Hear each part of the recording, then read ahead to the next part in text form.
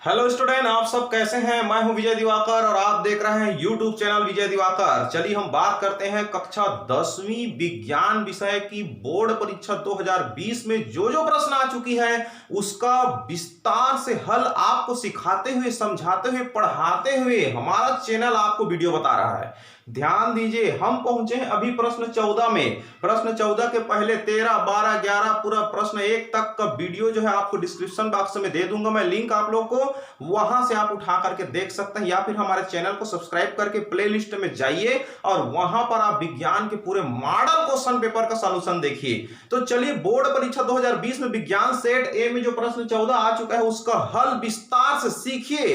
ऐसा समझिए कि बिल्कुल आपको रटना ना पड़े। ध्यान दीजिए, बहुलक किसे कहते हैं? बहुला, व्हाट इज पॉलीमर? एथिन के बहुलीकरण को समझाइए बोला है। तो बहुत ही सुंदर सवाल है।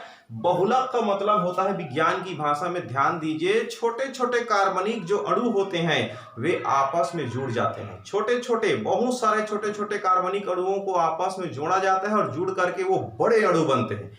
छोटे अणु जुड़ करके एक बड़े अणु का निर्माण करते हैं, उसको कहते हैं बड़े अणु को बहुलक। और जो छोटे छोटे अणु भाग लेते हैं उसको कहते हैं एकलक। उसको एकलक कहते हैं, छोटे छोटे अणुओं को एकलक बोलते हैं। एक एग्जांपल देता हूं मैं आप लोग को। आप मोटरसाइकिल की चैन देखे होंगे, साइकिल का चैन देखे होंगे, आप कड़ी देखे होंगे। चैन, कड़ी क्या होती है? चैन में छोटे छोटे लोहे के क्या होते हैं? ये एक कड़ी है, ये दूसरा कड़ी, ये तीसरा कड़ी, ये चौथा कड़ी, ये पांचवा कड़ी, छठवां कड़ी। कड़ी बनने से पहले अलग अलग थे, कड़ी बनने से पहले अलग अलग थे, तो इन सब अलग अलग अणुओं को हम एकलक कहेंगे। लेकिन इस सब को अब जोड़ दिया जाए किसी माध्यम से और ये एक चैन बन गया, एक कड़ी बन गया, एक बिल्कुल सीरीज बन गया, तो इसको हम कहेंगे बहुलक।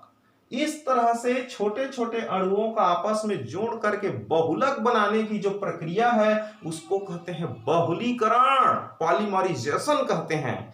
तो यहां पर हम लोग अब एक एग्जांपल आपको दे रहे हैं। यहां पर इस एग्जांपल को समझने से पहले आप यहां पर थोड़ा ध्यान दीजिए। मैं लिख रहा हूं यहां पर CH, फिर H, डबल बॉन्ड CH, यहां पर भी H। ये है आपका एथिन, एथिन का पहला अणु। फिर यहां पर मैं दूसरा अणु लिख रहा हूं, ध्यान दीजिए, यहां पर CH डबल बॉन्ड CH, इस तरह से ये भी एथिन ही है।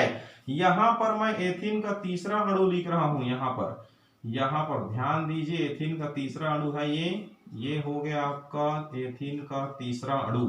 इस तरह से एथिन के 3 अणु हो गया और एथिन के 3 अणु आपस में मिलेंगे यहां पर, और एथिन के 3 अणु आपस में मिलकर के एक बड़े अणु को निर्माण कर रहे हैं, उसको मैं बता रहा हूं यहां पर। हालांकि 3 ही अणु नहीं होते हैं, असंख्य होते हैं, करोड़ों मॉलिक्यूल्स होते हैं, इसलिए यहां पर सभी मॉलिक्यूल्स को लिख नहीं पाएंगे यहां पर, इसलिए मैं यहां पर N लगा दिया।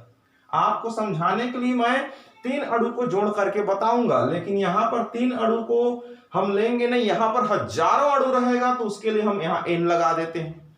अब ये 3 अणु को मैं जोड़ रहा हूं, ध्यान दीजिए। इसको जोड़ने के लिए क्या करना है, यहां पर आपका जो ये डबल बॉन्ड है उसको आप सिंगल बॉन्ड कीजिए। अब यहां पर का डबल बॉन्ड को सिंगल करना है। ये देखिए, इसमें भी डबल बॉन्ड था, पहले डबल था यहां पर, उसको हमको क्या करना है? सिंगल बॉन्ड करना है। ऐसे यहां पर भी एक डबल बॉन्ड था यहां पर। प्यारे बच्चों आप ध्यान दीजिए, यहां पर मैं डबल बॉन्ड ही करके पहले समझा देता हूं आप लोग को। ये देखो, ऐसा सेम टू सेम मैंने लिख दिया। अब इसको जोड़ना है, तो ये जो बॉन्ड है टूट करके इसमें जुड़ेगा, ये बॉन्ड जो है टूट करके इसमें जुड़ेगा, ये बॉन्ड टूट करके इधर जुड़ेगा, इधर और कार्बन रहेगा, इधर भी रहेगा, क्योंकि इसमें असंख्य अणु है, हजारों अणु है यहां पर, इसलिए यहां पर ये लाइन शो करना पड़ेगा। और जुड़ गया उधर, इधर लाइन शो करना पड़ेगा बॉन्ड, ताकि और जुड़ रहा है यहां पर। और उसके बाद बहुत सारे अणु आपस में जुड़ रहे हैं, इसलिए यहां पर N लिख दीजिए। वो जो सामने N है, ये नंबर ऑफ मॉलिक्यूल्स को हम यहां पर लिख सकते हैं। तो ये सब क्या है? एकलक है, ये सब एथिन है, इन सब का नाम एथिन। ये भी एथिन है, ये भी एथिन है, और इन सभी को हम लोग कहेंगे एकलक। ये सब छोटे छोटे अणु एकलक है। जोड़ने के लिए यहाँ पर सबसे जरूरी चीज होता है उच्च ताप। उच्च ताप पर पिघलाया जाता है और उच्च दाब दे करके उसको क्या किया जाता है, दबाया जाता है, प्रेशर दिया जाता है, ताकि वो एक क्या बन जाए, पॉलीएथीन बन जाए। इस तरह से ये बन गया। बहुत सारे एथीन का जुड़ करके जो निर्माण होता है उसको हम कहेंगे पॉलीएथीन, या फिर इसको हम एक और नाम कहेंगे पॉलीएथिलीन भी कहते हैं। पॉलीएथिलीन के नाम से भी जाना जाता है। इस बात को आप लोग ध्यान देंगे, इसको पॉलीएथीन कहेंगे। और इस बड़े अणु का नाम है आप लोग का बहुलक। और ये कोई सामान्य चीज नहीं, आप सब जानते हैं पॉलीथीन को पॉलीथीन कहते हैं हम लोग मार्केट में। पॉलीथीन पन्नी, प्लास्टिक का थैला, जो पन्नी आप लोग देख पा रहे होंगे मार्केट में जो रहता है, जिसमें आप लोग सामान लेकर, फ्रूट लेकर के बाजार से आते हैं, काले रंग का, नीले रंग का, सफेद कलर का, या मार्केट की दुकान से आप कोई सामग्री लेकर के प्लास्टिक का पन्नी का जो थैली आप लाते हैं पतला, वो क्या है, यही तो है, उसी का फार्मूला है, यही पॉलीथीन है, यही पॉलीएथिलीन है। याद रखेंगे। इसको बनाने के लिए, इस प्लास्टिक को बनाने के लिए कार्ल जिगलर नाटा एक साइंटिस्ट थे, उसको नोबेल प्राइज मिला था केमिस्ट्री में उस समय।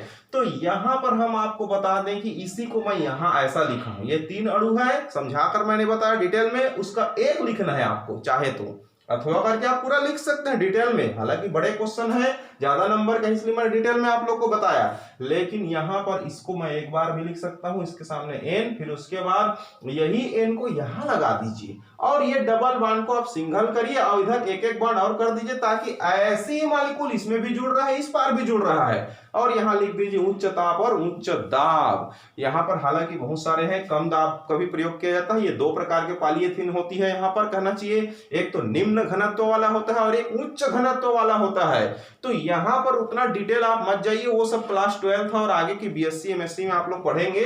फिलहाल आपके क्लास 10 के लेवल के लायक सिर्फ पॉलीएथिलीन के लिए इतना पर्याप्त है।